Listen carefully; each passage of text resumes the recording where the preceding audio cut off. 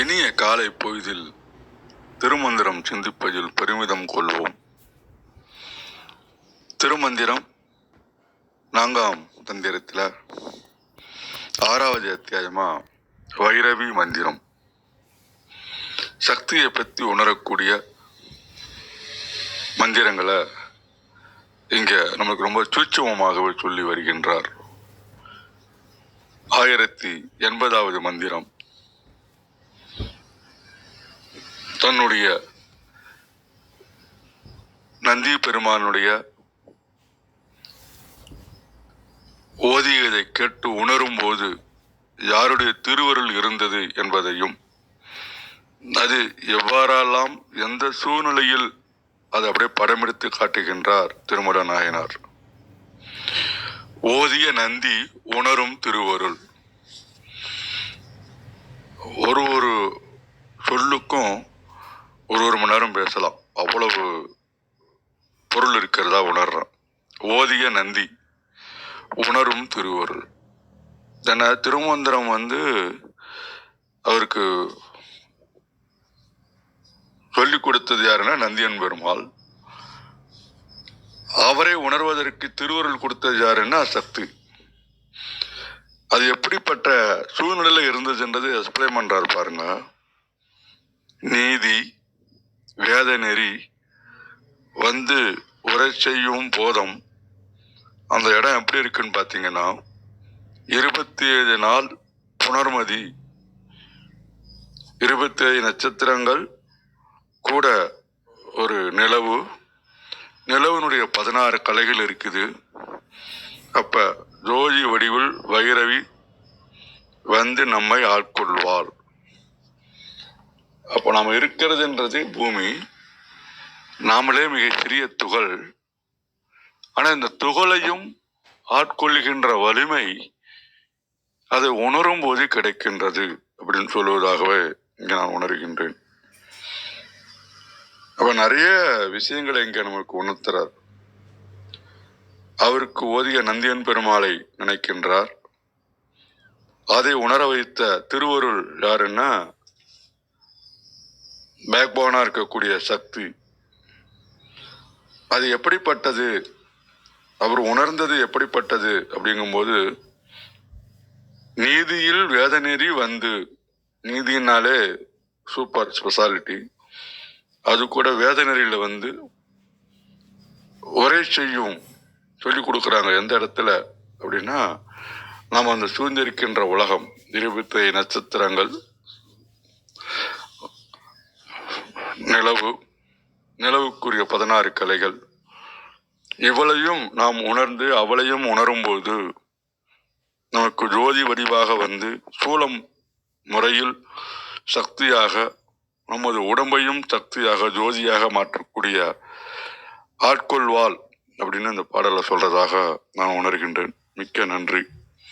வாருங்கள் ரத்னகுமார் ஐயா, வணக்கம். நன்றி. திருச்சிற்றம்பலம். திருமூலர் திருவடிகள் போற்றி. திருமூலர் திருமந்திரத்தில் 4ஆம் தந்திரத்தில் 6வது அத்தியாயம் வைரவி மந்திரம் பாடல் 1080 பார்க்க இருக்கின்றோம். பாடல் நந்தி உணரும் திருவருள் நீதியில் செய்த நீரை செய்யும் போதம் 27 நாள் புனர்மதி சோதி வைரவி சூலம் வந்தாடுமே. ஓதிய நந்தி உணரும் திருவருள் நீதியில் வேத நெறி வந்துரை செய்யும் போதம் 27 நாள் உணர்மதி சோதி வைரவி சூலம் வந்தாடுமே. இதன் விளக்கமாக, சாதகர்களின் உள்ளத்திற்குள் திரிபுரையோடு ஒன்றாக கலந்து வீற்றிருக்கும் இறைவனின் திருவருளால் தமக்குள்ளே அவரை குருவாக உணரலாம். அப்படி குருவாக உணர்ந்த இறைவனே தர்மத்தின்படி தகுதியானவர்களுக்கு வேதங்களில் உள்ள முறையில் வைரவி மந்திரத்தையும் அதை சாதகம் செய்யும் முறையையும் அருளுகின்றார். அவர் அருளிய முறையின்படி 27 நாட்கள் வைரவி மந்திரத்தை சாதகம் செய்தால் அதன் சக்தி பெருகிக் கொண்டே இருந்து வைரவியானவர் கூலம் தாங்கிய சோதி வடிவாக சாதகரை ஆட்கொள்வார். இது சரவண தளத்துல இருக்கிற இன்னொரு பிரதியில இருக்கிறதையும் பார்க்கணும். பூக்களால் சொல்லப்படுகின்ற சிவனுடையதும் உணர்வுடையோரால் உணரப்படுவதும் ஆகிய திருவருட் சக்தியும் வேதத்தின் வழி வலுவாது ஒழுகி வருவோரால் வழி வழியாக உபதேசிக்கப்பட்டு வருகின்ற ஞானமும் மேற்கூறியவாறு 27 நாட்களை உடைய ஒரு மதி வட்டங்காரும் விளங்கி நிற்கின்ற ஓமாக்கினியை வைரவி தேவி தன் அடியார்களின் முன் சூலத்தோடு வந்து அருள் புரிவார். இதன் குறிப்புரையாக நந்தி அருள் உணரும் அருள் என தனித்தனி முடிக்க, நீதி முறை நீதியில் வந்து என இயங்கும், சோதி ஆகுபெயர், திருவருள் போதம் சோதி என்பன ஒரு பொருள் மேல் வந்த பல பெயராய் வைரவியை குறித்தன. சூலத்தோடு என உருவு விரிக்க, சூலம் அவற்கு சிறப்படையாளாம் என்பது தோன்றுதற் பொருட்டு அதனை விதந்தவாறு வருகின்ற மந்திரத்துள் மரித்தும் சூழி என்றனும் இது பற்றி. இதனால் மேற்கூறியவாறு வழிபாட்டினது சிறப்பு வலியுறுத்தப்பட்டது. ஆமா, கிருத்திகாமா வாருங்க.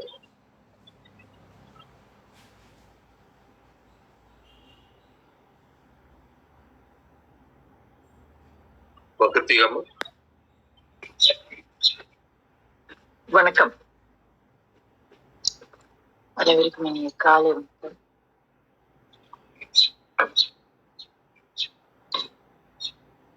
இன்றைய பாடல் 1080. நேற்றுக்கு பார்த்தோம் நந்தி அப்படிங்கிறத நம்ம எப்படி புரிஞ்சுக்கணும் அப்படின்னு. சக்தி நிலையில, சக்தி உபாசனையில மிகச்சிறந்தவர் நந்தி அப்படின்னு பார்த்தோம். அப்புறம் நந்தி வித்யா அப்படின்னு ஒரு டேர்ம் பார்த்தோம், ஒரு பதம் பார்த்தோம் சகஸ்ரநாமத்துல. அதுல என்ன சொல்றாங்க, நந்தியினுடைய வித்யாக இருப்பவள், அதாவது அவளுடைய அந்த குரு தன்மையாக இருப்பவளும் அவளே அப்படின்னு நம்ம பார்த்தோம் இல்லையா. அவர் உணர்ந்த வித்தை, அப்ப நந்தி வித்யா அவாக இருப்பவள் அப்படின்னு நம்ம பார்த்தோம். இப்ப இந்த இடத்துல திருப்பி ஆரம்பிக்கிறாரு. ஓதிய நந்தி உணரும் திருவருள் நீதியில் வேத நெறிவந்துரை செய்யும், போதம் 27 நாள் புனர்மதி சோதி வைரவி சூலம் வந்து ஆளுமே அப்படிங்கிறாங்க. இப்போ இந்த இடத்துல வந்து நம்ம இன்னொரு விஷயம் பார்க்கலாம். ஓதிய நந்தி உணரும் திருவருள். அப்ப இந்த நம்ம வந்து நந்தியுடைய வித்தை அப்படின்னு நம்ம போன பாடல்ல ஒரு 2வது ஆப்ஷன் சொன்னேன். ஆனா முதல்ல சொன்னது உபாசனை தான் சொன்னேன். அப்போ அந்த மாதிரியான அந்த அதுதான் முதல் சரியான பொருளா இருக்க முடியும் இல்லையா. நம்ம என்னைக்குமே சொல்லியிருக்கோம், திருமந்திரத்துல முன்ன பின்ன இருக்கக்கூடிய பாடல்களை நம்ம வந்து வச்சுதான் அந்த பாடலுக்கு உண்டான பொருள் அமையும். அப்ப இந்த ஓதிய நந்தி, அப்போ அங்கனம் எதை ஓதிய நந்தி? சக்தி உபாசனையில் திளைத்து அவளுடைய நாமங்களை ஓதிக்கொண்டிருந்த நந்தி அப்படின்னு நம்ம உணரும் திருவருள். அப்போ அவர் வந்து எப்படி அந்த திருவருளை உணர்ந்திருக்கிறார், இல்ல அவர் காட்டக்கூடிய அந்த திருவருள் குருவாக நின்று நமக்கு காட்டக்கூடிய திருவருள் எதுவாக இருக்கும் அப்படின்னாக்க நீதியில் வேத நெறி வந்துரை செய்யும் அப்படின்னு சொல்றாரு. இப்ப இந்த நீதியில் வேத நெறி வந்துரை செய்யும் அப்படின்னா என்ன அர்த்தம் அப்படின்னாக்க, வேத நெறியை எதுக்கு இங்க கொண்டு வந்து கொடுக்குறாங்க? வேதம் இல்லைன்னா நம்மளால இறையை புரிந்து கொள்ள முடியாதா அப்படின்னு நீங்க கேட்டீங்கன்னா அப்படி கிடையாது. வேத நெறி வந்து உரை செய்யும். நம்ம இப்போ ஒரு நியாயம் வச்சிருக்கோம். என்ன நியாயம் வச்சிருக்கோம்? ஏதோ ஒண்ணு வச்சிருக்கோம். அப்போ அது எனக்கு சரியா தெரியும், ஆனா உங்களுக்கு தப்பா தெரியும். உங்களுக்கு சரியா தெரியும், அது எனக்கு தப்பா தெரியும். ஆனா அது வந்து அதுக்கு பேரு நியாயம் கிடையாது. அதுக்கு பேரு ஒரு சமாதானம், ஒரு ஜஸ்டிபிகேஷன். அது அது அது வேற. ஆனா நியாயங்கிறது எல்லாருக்கும் ஒண்ணு போலதான் இருக்கும். இப்போ சூரியன் வந்து காலையில உதிக்கிறாரு, வெளிச்சம் வருதுன்னா அது எல்லாருக்குமானது. அப்போ இந்த மாதிரி உண்மைதான் பேசணும் அப்படின்ற இடத்துல உண்மை பேசணும் அப்படிங்கிறதுதான் நியாயம். ஆனா அந்த உண்மையவே நம்ம மாத்தி பொய் பேசாது இருப்பது நியாயம் அப்படின்னு சொல்லும் போது அந்த இடத்துல ஒரு ஜஸ்டிபிகேஷன் தான் வருதே தவிர அது நியாயம் வரல. அப்ப இந்த மாதிரியான எல்லோருக்குமான நியாயத்தை சொல்லக்கூடியது எது அப்படின்னா வேதம். வேதம் வந்து வேத நெறி வந்து உரை செய்யும். அப்ப நெறி அப்படிங்கிறது வந்து இந்த இடத்துல வந்து நம்மளுடைய வழிகாட்டுதல். அப்ப வேதத்தில் சொல்லப்பட்ட வழிகாட்டுதல்கள் நம்மை அடையும். எப்பொழுது? ஓதிய நந்தி உணரும் திருவருள். அப்ப அந்த அந்த நந்தியை போல நாம் சக்தி உபாசனையில் விளையிட்டு இருக்கும் பொழுது அந்த திருவருள் நமக்கு என்ன செய்யும் அப்படின்னா, நீதியில் வேத நெறி அப்போ ஒரு ஒரு ஒரு உண்மையில அதையும் தாண்டிய வேத நெறியை நமக்கு உணர்த்தும். அப்ப வேதங்கள் சொல்லக்கூடிய நெறியை உணர்த்தும். இது ஒரு பொருள். அதை யாரு தருவா அப்படின்னா, போதம் 27 நாள் புணர்மதி ஜோதி வைரவி சூலம் ஆளுமே அப்படின்னு. அப்ப எதுக்கு இந்த இடத்துல சூலம் வருது அப்படின்னா, முதல் 2வது வார்த்தையில பார்க்கணும். ஏன்னா இவ்வளவு நேரம் வைரவிக்கு உண்டான அந்த சூலம் எல்லாம் வரல. ஆனா இப்ப வராங்க. என்ன சொல்றாங்க? நீதியில் வேத நெறி உரை செய்யும் அப்படிங்கிறாங்க. அப்ப எது உண்மையா நிக்கிறதுங்கிறது ரொம்ப கஷ்டமான விஷயம். இது சுற்றத்தாரிலையும் சரி, நண்பர்கள்லயும் சரி, இல்ல நாம் புழங்கக்கூடிய அத்தனை இடத்துலயும் உண்மையா இருக்கணும் அப்படின்னா ரொம்ப ரொம்ப கஷ்டம். நிறைய எதிரிகள் வருவாங்க. நீ என்னத்துக்கு இப்ப இந்த உண்மையை பேசணும் அப்படின்னு ரொம்ப இதா சொல்லுவாங்க. இல்ல அப்ப நமக்குள்ள அந்த ஒரு தயக்கம் வரும். இந்த இடத்துல இந்த உண்மையை சொல்லிதான் ஆகணுமா? இந்த இடத்துல இது சரியில்லை. இப்போ வள்ளுவர் சொல்லுவாரு. என்ன சொல்லுவாரு அப்படின்னாக்க, சினம் பத்தி அர்ஜுனாரிய சொல்லலாம். சினம் பத்தி வரும்போது என்ன சொல்லுவாருன்னா, எந்த இடத்துல சினம் செல்லாதோ அந்த இடத்துல இல்ல அப்படி இல்ல. அதாவது பலவான்கள் மத்தியில உண்மை சொல்றதுக்கும் ஒரு ஒரு நேர்மை வேணும். அதாவது ரொம்ப இளையவர்கள் மத்தியில உண்மை சொல்றது உள்ள பெரிய விஷயம் கிடையாது. பலவான்கள் மத்தியில உண்மை சொல்றதுக்கு ஒரு விஷயம் வேணும். ஆக்சுவலா இதனோட பொருள் உலகியலார் இந்த மாதிரி சொல்லியிருக்க மாட்டாங்க. அந்த திருக்குறளுக்கு வேற ஒரு பொருள் சொல்லியிருப்பாங்க. ஆனா பகவான் பேசும்போது இத சொல்லுவாரு எங்களுக்கு.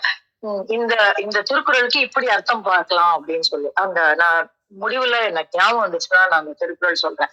அப்போ எல்லா இடத்திலும் நம்ம பேச்சு எங்க எடுபடுமோ அங்க மாத்திரம் உண்மை பேசினா பத்தாது. நம்ம பேச்சு எங்க எடுபடாதோ அங்கேயும் உண்மை பேசணும். அங்கேயும் தயக்கம் இல்லாமல் பேச வேண்டும். அதனாலதான் நீதியில் அப்படின்றார். நீதிங்கிறது எல்லா இடத்திலும் நிரம்பி இருக்க வேண்டிய ஒரு விஷயம். வேத நெறி உரை செய்யும் அப்படின்னு அது செய்யக்கூடிய தன்மையை யார் தருவாள் அப்படின்னா, போதம் 27 நாள் புணர்மதி ஜோதி. அப்ப 27 நாட்கள் யாரை குறிக்கக்கூடியதுன்னு 2 பாடல் முன்னாடி பார்த்தோம். சந்திரனை குறிக்கக்கூடிய விஷயம். அப்போ அவளுடைய வைரவி, அந்த வைரவி சூலம் ஆளுமே. அப்ப அதுல அந்த நேரத்துல என்ன இடர் வந்தாலும் நம்ம மனசுல இருக்கக்கூடிய தயக்கத்தை விலக்கி நம்ம பேச வைப்பா. ஏன்னா ஏற்கனவே பார்த்திருப்போம். நம்ம அவளை என்னன்னு பார்த்திருப்போம் அப்படின்னா, வாக்தேவி தான் அந்த பைரவி அப்படின்னு நம்ம பார்த்தோம். இந்த வாக்தேவிக்கு நிறைய வடிவங்கள் இருக்குன்னு பார்த்தோம். அப்போ இந்த வடிவம் எப்படி இருக்கிறது அப்படின்னாக்க, எந்த தயக்கம் இருந்தாலும் அந்த தயக்கத்தை நீக்கி நம்மை நீதி நெறியில் நின்று, அதுவும் எத்தகைய நீதி நெறி அப்படின்னாக்க, வேதங்கள் சொல்லக்கூடிய அளவுக்கு நீதி நெறியில் நின்று நம்மை காக்கக்கூடியவளாக அவளுடைய சூலம் இருக்கிறது. அப்ப அவ கூட இன்னும் வரல ஃபுல்லா. ஆனா அவளுடைய சூலமே நம்ம என்ன செய்கிறது அப்படின்னாக்க, நம்மை காக்கக்கூடியதாக இருக்கிறது அப்படின்னு நம்ம பார்க்கலாம். இத்தகைய தேவிக்கு நம்ம எது அடையாளமா சொல்லலாம் அப்படின்னா, நான் சொன்னேன் பைரவிக்கு நிறைய வியாபகங்கள் இருக்குன்னு. இவளை மகா சரஸ்வதி அப்படின்னு ஒரு வியாபகமா நம்ம பார்க்கலாம். இந்த மகா சரஸ்வதி எப்படி இருக்கா அப்படின்னாக்கா, எல்லார்கிட்டையும் என்ன இருக்கும் அப்படின்னா, அச்சமாலை இருக்கும், புஸ்தகம் இருக்கும். இந்த பைரவியை பொறுத்த வரைக்கும் அச்சமாலை இருக்கும், புஸ்தகம் இருக்கும். அத்தகைய சாத்வீகமான விஷயங்கள் தான் இருக்கும். ஆனா இந்த மகா சரஸ்வதி கிட்ட என்ன இருக்கும் அப்படின்னாக்கா, மணி இருக்கும், சூலம் இருக்கும், கலப்பை இருக்கும், சங்கம் இருக்கும், உலக்கை இருக்கும், சக்கரம் இருக்கும், வில் இருக்கும், அம்பு இருக்கும்.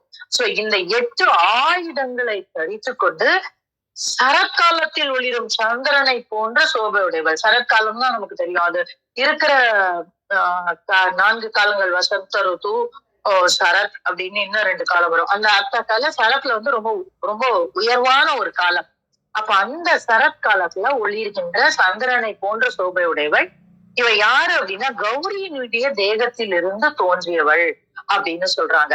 அப்ப கௌரியினுடைய தேகத்தில் இருந்து தோன்றியவள் உலகுக்கும் ஆதாரமாக இருப்பவள், சும்பன் முதலான அசுரர்களை வதைத்தவள், வெண்ணிறமுடையவள் இந்த மகா சரஸ்வதி அப்படின்னு அந்த மகா சரஸ்வதிக்கு உண்டான வியாபகத்தை சொல்றாங்க.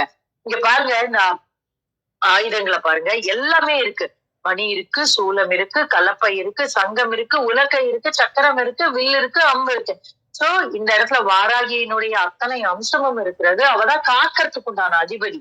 அப்ப அதனுடைய அத்தனை அம்சமும் இருக்கிறது. இவள் கௌரியினுடைய அம்சமாக தோன்றியவள் அப்படிங்கிறா. ஆனா மனதை ஆளக்கூடிய அந்த மந்திரினியினுடைய அம்சமும் இருக்கிறது. ஏன்னா சரத்கால சந்திரன் போல அப்படின்னு அவளை சொல்லிட்டா. அப்ப இந்த பைரவியினுடைய இந்த மகா சரஸ்வதி என்கின்ற இந்த வியாபகம் எப்படி இருக்கு அப்படின்னாக்க, நம்மை ஆற்றலோடு நின்று நம்மை காக்கக்கூடியவளாக, வேத நெறியில் நிற்க வைக்கக்கூடியவளாக அவள் இருக்கிறாள் அப்படிங்கிற ஒரு வார்த்தையை நம்ம இந்த இடத்துல பதத்தை புரிஞ்சுக்க முடியுது.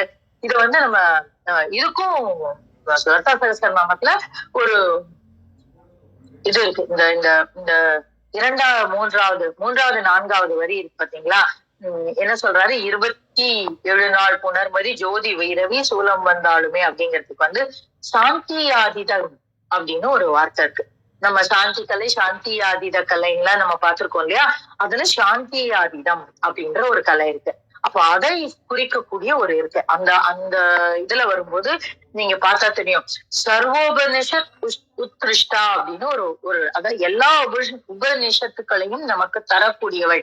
எந்த நிலையில அப்படின்னா சாந்தியாதித கலையை தரக்கூடியவள், சாந்தியாதித கலா அப்படின்னு அவளுக்கு ஒரு நாமம் இருக்கு.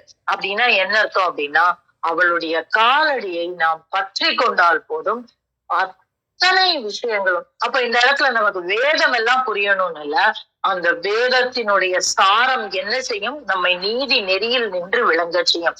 அதை அவள் நமக்கு செய்து தருவாள். இந்த இந்த இந்த சாந்தியாதித கலை அப்படிங்கிறது எப்போ வரும் அப்படின்னா, நம்ம இந்த கலைகள்ல பார்த்திருக்கோம். அது ஆகாச தத்துவம் மிகுந்திருக்கும் பொழுது அந்த கலையில் மிகுந்திருப்பவள் அவளாக இருக்கிறாள் அப்படின்னு நமக்கு தெரியும். கிட்டத்தட்ட இது துரியாதீதம் அப்படிங்கிற ஒரு இடத்துல வரக்கூடிய ஒரு விஷயம். இந்த துரியாதீதத்திற்குண்டான அதிபதியாக நம்ம பார்த்திருக்கோம், நம்ம சதாசிவமூர்த்திய பார்த்திருக்கோம்.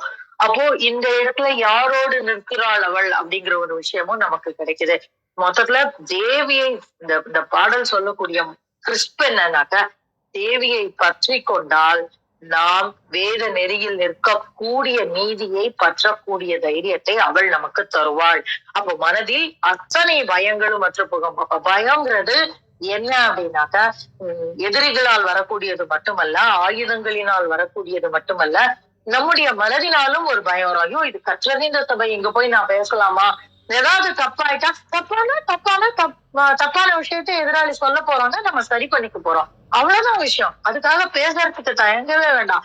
ஐயோ, இவங்க ஏதாவது சொல்லுவாங்களா? சொன்னா சொல்லிட்டு போறாங்க, தப்பா சொன்னா அது அவங்களுக்கு இல்ல. ஒருவேளை நான் தப்பா பேசினா என்ன கரெக்ட் பண்ண போறாங்க, அதை நான் கரெக்ட் பண்ணிக்க போறேன். தயக்கம் போச்சு. சோ அந்த தயக்கத்தையும் நம்மிருந்து நீக்குபவளாக அவளே இருக்கிறாள். அதனாலதான் அவள் வாக்தேவி, அதனாலதான் அவள் மகா சரஸ்வதி அப்படின்னு. அதுவும் எதை வச்சு நீக்கிறானா? சூலத்தை வைத்து நீக்குகிறாள் அப்படின்னு சொல்றாங்க. அவ சூலத்தினுடைய தன்மை நமக்கு தெரியும். இன்னும் அடுத்த பாடலையும் சூலத்தினுடைய தன்மை வரும். மொத்தத்துல தேவியை சரணடைந்தால் மனதின் பயங்கள், உடல் குறித்த பயம், அத்தனை பயத்தில் இருந்தும் நீக்கி நம்மை நெறியில் நிற்க செய்வாள் அப்படிங்கிறதுதான் இந்த மந்திரத்தினுடைய பொருளா நான் பார்க்கிறேன். இதை உங்களோடு பகிர கிடைத்த இந்த காலை வேளைக்கு நன்றி சொல்லி என்னுடைய பகிர்தலை மட்டும் கொள்கிறேன். நன்றி. அருமைங்க, அருமைங்க. நான் கிளப் ஹவுஸ்ல மொழி வடிவமா நாம சந்திச்சுட்டு இருந்தாலும், நம்ம செஞ்சுட்டாலும் உங்களுடைய உரை தேவி அப்படி கண்முன் இருக்கிற மாதிரியான ஒரு நேர்ல பார்த்து வணங்கிட்டு இருக்கோம். மிக்க நன்றி. நம்ம விந்தியா பாருங்க.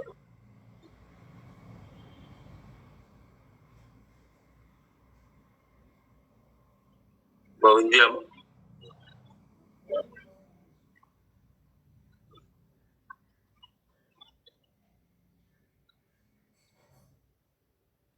இந்தியமா இருக்கீங்களா? நல்லது. ரொம்ப ஐயா சரவணன் ஐயா, நீங்க தொடருங்க ஐயா. அவங்க வரும்போது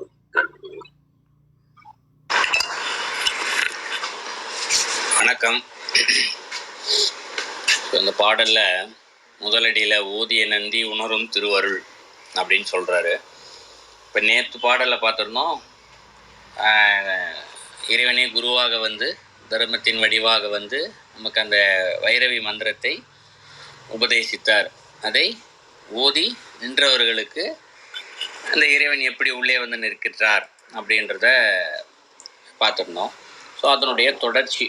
ஸோ ஓதிய நந்தி உணரும் திருவருள் அப்படிங்கிறாரு. ஸோ அப்படி சென்ற பாடல் உள்ளபடி திருவிரை சக்தியோடு சிவபெருமான் உள்ள நம்ம அவரை உணர ஆரம்பிச்சிருக்கோம் இந்த இடத்துல. ஸோ அவருடைய நம்ம மந்திரத்தை தொடர்ந்து ஜபித்து கொண்டே இருக்கும் பொழுது அந்த நந்தியை உணரலாம் உள்ள. அந்த இறைவனாக இருக்கக்கூடிய குரு அவருடைய இறைவனை உள்ள வந்து தனக்குள்ளேயே உணரலாம். இந்த இடத்துல எப்படி அவருடைய திருவருளினால் உணரலாம். மேலும் அவருடைய திருவருணினால் அது என்ன பண்ணுதாம், மேலும் நமக்கு நிறைய சொல்லி கொடுக்குது. என்ன சொல்லி கொடுக்குதுன்னா, நீதியில் வேத நெறி வந்து உரை செய்யும் அப்படிங்கிறாரு. நீதியில் வேத நெறி அப்படிங்கிறாரு. இப்போ இந்த உலகமே தர்மத்தின்படி தான் இயங்கிக்கிட்டு இருக்கு அப்படின்றது நமக்கு எல்லாருக்கும் தெரியும். ஒன்று. இரண்டாவது, வேதத்தின்படி தான் இந்த உலகம் இயங்கிக்கிட்டு இருக்கு அப்படின்னு தெரியும். ஸோ தர்மத்தின்படி, அதர்மம் இறைவன் வந்து வகுத்து வச்சது எப்படி உலகம் இயங்க வேண்டும் அப்படின்றது. அதுதான் நம்ம அப்படி வகுத்து வச்சது எல்லாத்தையும் வேதம் அப்படின்னு சொல்கிறோம் இந்த இடத்துல. ஸோ அதன்படியே அது வந்து மேற்கொண்டு நமக்கு சொல்லி கொடுக்கிறது. வேதம் என்ன சொல்கிறதோ தர்மத்தின்படி நமக்கு மேற்கொண்டு அந்த மந்திரத்தை ஜெபிக்க ஜெபிக்க ஜெபிக்க மேற்கொண்டு பலவற்றை நமக்கு சொல்லி கொடுக்கிறது. ஸோ அது சொல்லி கொடுக்க நாம் என்ன பண்ணுவோம், அதை என்ன சொல்லி கொடுக்கிறதோ அதை மேலும் அப்படியே கடைபிடித்து கொண்டே இருப்போம். ஏன்னா மந்திரம் சொல்லி கொடுத்துச்சு, மந்திரத்தை உச்சரிக்க ஆரம்பிச்சு சாதகம் செய்ய ஆரம்பிச்சிட்டோம். மேற்கொண்டு அது சொல்லிக் கொடுப்பதையும் நாம் தொடர்ந்து செய்து கொண்டே இருக்கிறோம். செய்ய செய்ய போதம் 27 நாள் புனர்மதி அப்படிங்கிற போதம் என்று சொல்லப்படுவது இந்த இடத்துல அறிவு, ஞானம். ஸோ அந்த என்ன ஆகுது, பேரறிவு ஞானமானது இங்கு கிடைக்கிறது. எப்போ கிடைக்கிறது அப்படின்னா, நேரடியாக நம்ம விளக்கமாக பார்க்கும் பொழுது 27 நாட்கள் அப்படின்றது நம்ம புரிஞ்சுக்கிற மாதிரி இருக்குது. இந்த இடத்துல 3வது அடியில் 27 நாட்கள். அப்போ ஒரு 27 நாட்கள் இந்த இடத்துல மந்திரத்தை சொன்னால் நமக்கு அது கிடைச்சிருமா, அந்த பேரறிவு ஞானம் கிடைச்சிருமா? அது சொல்லி கொடுக்குறத 27 நாள் கடைபிடித்தால் கிடைச்சிடுமா அப்படின்னா, நேரடியாக 27 நாள் நம்ம இங்கே பொருள் எடுத்துக்கூடாது.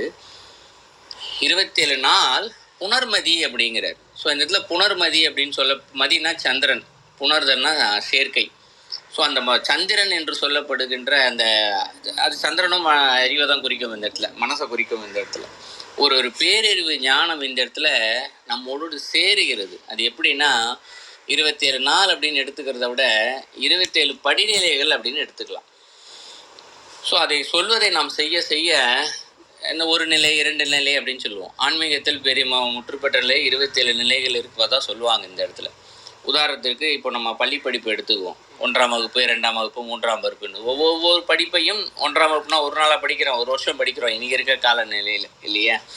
ஸோ அதுபோலவே ஒவ்வொரு நிலைகளையும் அதற்கு கால அளவு கிடையாது. அவர் தன்னுடைய சாதகத்தின் வலிமையால் எப்பொழுது முதல் படியை கடந்து 2ஆம் அடியை கிடைக்கிறார், எப்போ 2வது அடியை கடந்து 3வது அடியை கிடைக்கிறார்னு ஒரு கணக்கு இருக்குது. அப்படி 27 படிநிலையை அவர் கடக்கும் பொழுது அங்கு பேரறிவு ஞானத்தை அவர் பெறுகிறார் அந்த இடத்துல. அப்படி பேரறிவு ஞானத்தை பெற்றதும் ஜோதி வைரவி சூளம் வந்து ஆளுமே அப்படிங்கிறார். ஸோ ஜோதி வடிவாகவே வைரவி வந்து நிற்கிறா இந்த இடத்துல, சூளத்தோடு வந்து நிற்கிறா. இந்த இடத்துல சூளம் வந்து ஆளுமே அப்படிங்கிறார். அது ஆட்சி செய்கிறது அப்படின்றது பொருள். இந்த இடத்துல என்ன ஆட்சி செய்கிறது அப்படின்னு பார்த்தோம்னா, திருமந்திரத்துல வேறொரு இடத்துல வேறொரு பாடலில் சொல்லப்படுது. என்ன சொல்லப்படுதுன்னா, நம்மளுடைய சுழுமுனை நாடி செல்லும் பாதைன்னு இருக்கு இல்லையா, நம்மளுடைய முதுகு பகுதியானது இருக்கு இல்லையா, அதனுடைய இறுதி பகுதி, ஆரம்ப பகுதி அப்படின்னு பார்த்தோம்னா மூலாதாரத்தில் இருக்கக்கூடிய இடத்த சொல்லுவோம். இறுதி பகுதி அப்படின்னு பார்த்தோம்னா அது நம்ம கழுத்துக்கு மேலே தலையில் ஒரு இடத்துல போய் முடியும். அந்த இடத்த பார்த்தோம் அப்படின்னா அதோடைய முனை வந்து பார்த்தோம் அப்படின்னா நேரடியாக நம்ம ஒரு ஸ்கேன் பண்ணி எடுத்து பார்த்தோம் அப்படின்னா நமக்கு கொஞ்சம் உத்து பார்த்தோம்னா தெரியும், நுட்பமாக தான் தெரியும். ஒரு முனை மாதிரி தெரியும். ஆனால் அந்த முனையை நல்லா வச்சு பார்த்தோம்னா 3 பகுதிகளாக நமக்கு தெரியும்.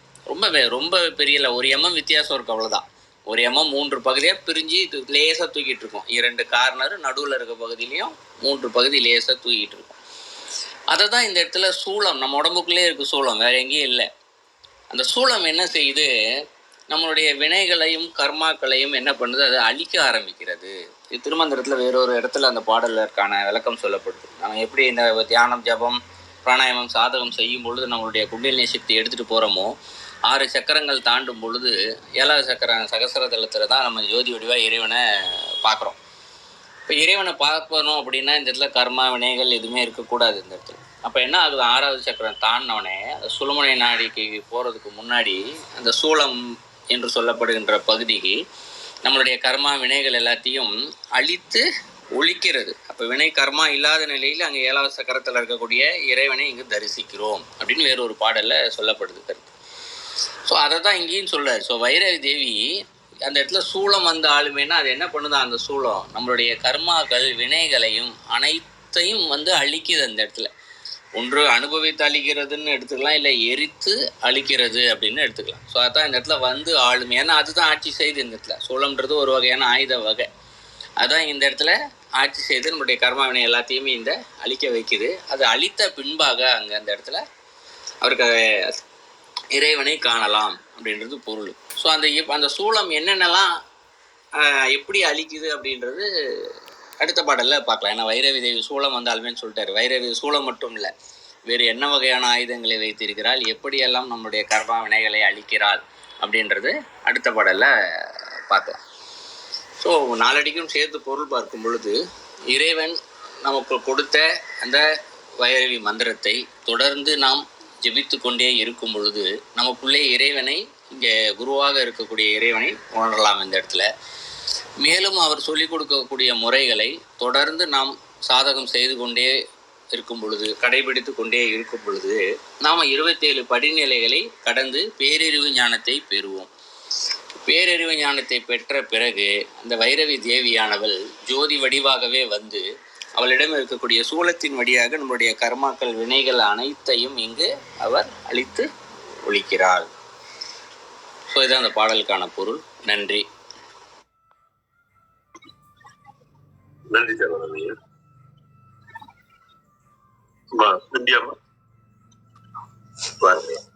அனைவருக்கும் வணக்கம்.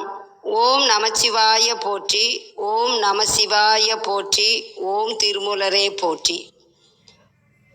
வைரவி மந்திரம் 1080வது திருமந்திரம். ஓதிய நந்தி உணரும் திருவருள், நீதியில் வேத நெறிவந்து உரை செய்யும், போதம் 27 நாள் புனர்மதி சோதி வைரவி சூலம் வந்தாளுமே. அருமையான மந்திரம். நாம் பார்க்க போவது வைரவி மந்திரம். வைரவ கடவுளின் சக்தி. வைரவிக்குரிய மந்திரத்தையும் வைரவி வழிபாட்டில் பயன்படுத்தும் சில முத்திரைகளையும் இங்கு சிந்திப்பது போல் தோன்றுகிறது. ஓம் ஐம் ஔ ஆதி பைரவினே நம என்பதையே வைரவி மந்திரமாக கூறுவர். ஐம் என்பதை வைரவி பீஜம் என்பர். வைரவி மனோன்மணி 1103வது திருமந்திரத்தில் இடம்பெற்ற பெயர் திரிபுரை வாகீஸ்வரிக்கு வேறுபட்ட தேவியாக கருதப்படவில்லை. 1077, 1078, 1079வது மந்திரத்தில் குறிப்பிடப்பட்டுள்ளது இப்பெயர்கள். வைரவி கையில் தாங்கிய முத்தலை வேல், சோம சூரிய அக்கினிகளை முத்தலையாக உடைய சூலம். சூலம் நம்மை ஆட்கொள்ளும், நம் பக்குவத்தை அறிந்து ஆட்கொள்ளும் என்கிறார். மந்திரத்தினுடைய பொருள், மறைநூல் அருளிய பரம்பொருளை அன்னையின் திருவருள் துணையால் உணருங்கள். ஞான மார்க்கத்தை முறையாக அவள் அடியவர்களுக்கு அருளி செய்வாள். நட்சத்திர கூட்டங்கள் 27 சூழ்ந்திருக்கும் வெண்ணிலவின் 16 கலைகளும் பொருந்தியுள்ள சோதி சுடர் வடிவான வைரவி தன்கை சூலத்தால் காத்து அருள்வாள் என்கிறார் திருமூலர். போதம் என்பதனுடைய பொருள் போதனை, உபதேசம். சூலம் நாம் அறிந்ததே, திரிசூலம். இன்னொரு உரையாசிரியர் சற்று நுட்பமான உரை எழுதியுள்ளார். மறைநூல் அருளால் ஓதி அருளிய சிவபெருமானை அவன் அருளால் உணருங்கள். மறை வழியே முறை அருளினன் நான்மீன் 27 பொருந்தும் திங்களை இடமாக கொண்டு அதற்கு அறிவு விளக்கி அருள்வன். அம்மையாகிய வைரவியும் தன் கையில் திகழும் முத்தலை வேலாகிய சூலத்தால் உலக அனைத்தையும் காத்து அருள்வள். நீதியில் என்பதனுடைய பொருள் நெறியில். இதற்கு சற்று இணையான பாடல் அபிராமி அந்தாதியில் 28வது பாடல். சொல்லும் பொருளும் என நடமாடும் துணைவருடன் புல்லும் பரிமள பூங்கொடியே நின் புது மலர்த்தாள் அல்லும் பகலும் தொழும் அவர்க்கே அழியா அரசும் செல்லும் தவ நெறியும் சிவலோகமும் சித்திக்குமே. சொல்லும் பொருளும் என நடமாடும் துணைவருடன் புல்லும் பரிமள பூங்கொடியே. இதனுடைய பொருள் நடனமிடுகின்ற துணைவராகிய சிவபெருமானுடன் சொல்லையும் பொருளையும் போல பிரிவின்றி தழுவி நிற்கும் மனங்கமழும் பூங்கொடி போன்றவள் என்கிறார் அபிராமி பட்டர். நின் புதுமலர்த்தாள் அல்லும் பகலும் தொழும் அவர்க்கே அழியா அரசும் செல்லும் தவ நெறியும் சிவலோகமும் சித்திக்குமே. இதனுடைய பொருள் புத்தம்புது மலரணைய எனது திருவடியை இரவும் பகலும் வணங்கும் அடியவர்களுக்கு அழிவில்லா அரச வாழ்வும் பயன் விளைக்கும் தவ நெறியும் சிவலோகமும் எளிதில் கைகூடும் என்கிறார் அபிராமி பட்டர். திருமூலர் எழுதிய திருமந்திரத்தின் பொருளை உணர்வோம், அம்மையின் அருளை பெறுவோம். வாய்மொழி கேட்ட அனைவருக்கும் நன்றி, வணக்கம். சிவசிவ திருச்சிற்றம்பலம். நன்றி. அத்தனை கேட்கும் தலைப்பு தங்கள் கருத்துக்களை பகிர்ந்து கொள்ள வரலாம். கேள்விகள் இருந்தால்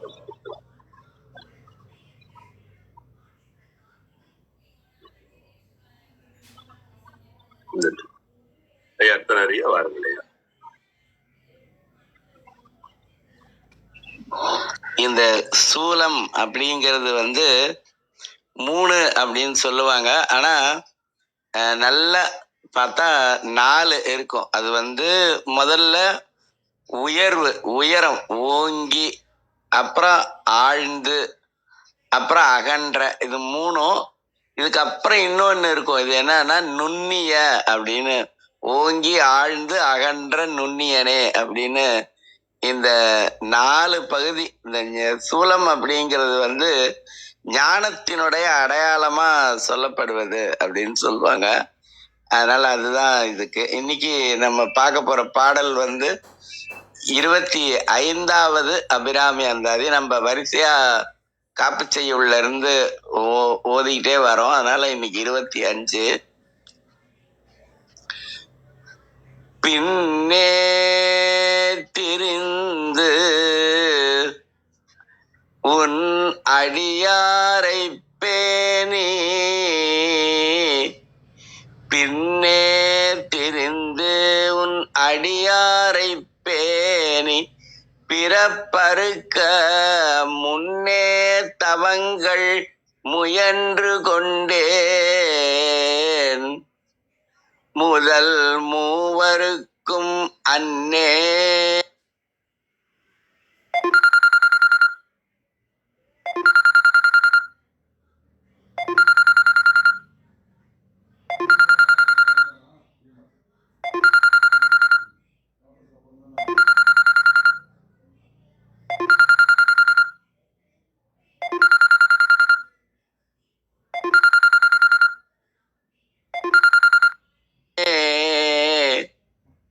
உலகினுக்கு அபிராமி என்னும் அருமருந்தே அபிராமி என்னும் அருமருந்தே முதல் மூவருக்கும் அன்னே உலகினுக்கு அபிராமி என்னும் அருமருந்தே என்னே இனி உன்னை யான் மறவாமல் நின்று என்னே இனி உன்னை யான் மறவாமல் நின்று ஏத்துவனே. சிவா திருச்சிற்றம்பலம்.